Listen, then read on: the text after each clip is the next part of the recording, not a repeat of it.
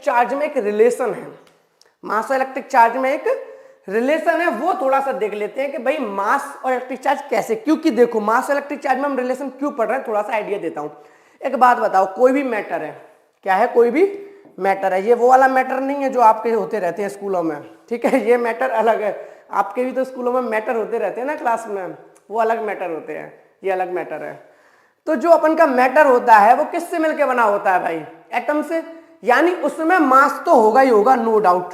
और हमने क्या डिस्कस किया, जहां मास होगा वहां चार्ज होगा, यानी मास और चार्ज एक दूसरे के साथ रिलेटेड है, तो भैया स्टडी तो करना बनता है। इलेक्ट्रिक चार्ज में भी पॉजिटिव, नेगेटिव और जीरो, यानी इलेक्ट्रिक चार्ज पॉजिटिव भी हो सकता है, नेगेटिव भी हो सकता है, जीरो भी हो सकता है। और जीरो का मतलब ये नहीं है कोई चार्ज नहीं है, जीरो का मतलब ऐसा भी हो सकता है कि वहां पॉजिटिव भी हो, इक्वल अमाउंट में नेगेटिव भी हो, पॉजिटिव ने नेगेटिव को कैंसिल कर दिया इसलिए जीरो हो। तो इलेक्ट्रिक चार्ज पॉजिटिव हो सकता है प्रोटॉन की वजह से, नेगेटिव हो सकता है इलेक्ट्रॉन की वजह से, और जीरो हो सकता है दोनों charges at same point place हो, या फिर जो न्यूट्रॉन का चार्ज होता है वो चार्ज हो।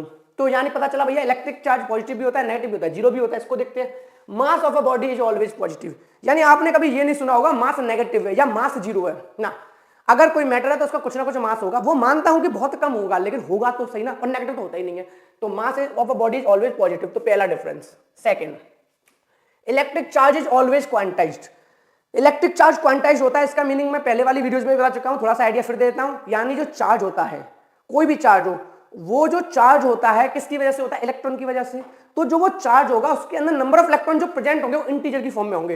ये क्या है, quantization of mass is not established, यानी कि क्वांटाइजेशन ऑफ मास एस्टेब्लिश नहीं हुआ है, यानी ऐसा कुछ बोला नहीं गया। मास तो भैया 2.5 भी हो सकता है, 3.5 भी हो सकता है, कुछ भी हो सकता है, ठीक है। आगे बढ़ते हैं।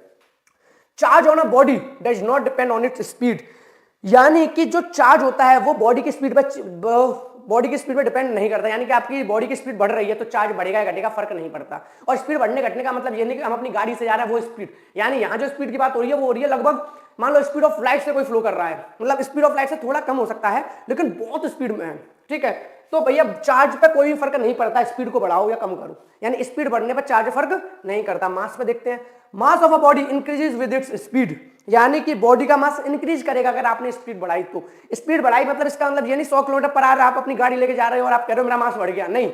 इसका मतलब बहुत ज्यादा स्पीड, लगभग ऐसे 3 × 10⁸ मीटर पर सेकंड, 3 × 10⁶ मीटर पर सेकंड, 3 × 10⁵ मीटर पर सेकंड, मतलब बहुत बड़ी स्पीड होती है, ठीक है। अभी हम इसका एक रिलेशन भी देखेंगे जिसमें हम बताएंगे कि बॉडी का मास किस तरीके से डिपेंड करता है स्पीड के ऊपर, कि आप कितनी स्पीड से चल रहे हो। इस वाले पॉइंट को थोड़ा सा ध्यान से रखना, होल्ड करना। Mass of body increases with its speed, अभी फिलहाल मैं बताने वाला हूं, क्लियर है। तो पता चला भैया चार्ज पे तो कोई फर्क पड़ता नहीं है स्पीड बदलने पर, लेकिन मास में जरूर फर्क पड़ जाता है। और फर्क भी कैसा पड़ता है, मास बढ़ने लगता है।